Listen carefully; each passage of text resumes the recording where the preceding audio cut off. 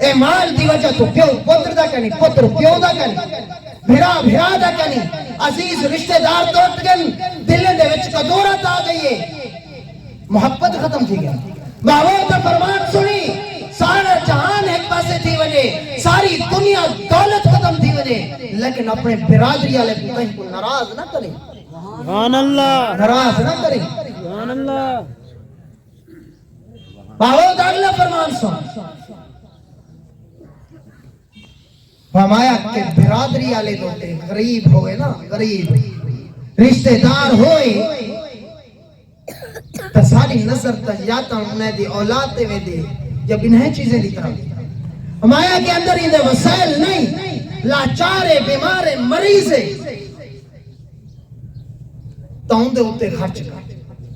पहला हक जिले उनके उत्ते खर्च करे सन मावो परमेंदन अल्लाह को डबल अजर अता करता।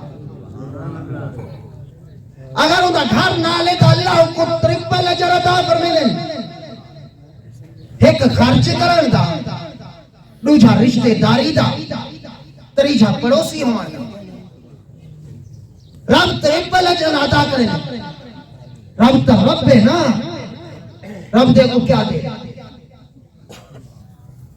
लेकिन आज असा रिश्तेदार भी तरोड़ी खड़ो, बिरादरी ने भी तरोड़ी खड़ो, भिरा भिरा दा नहीं बया।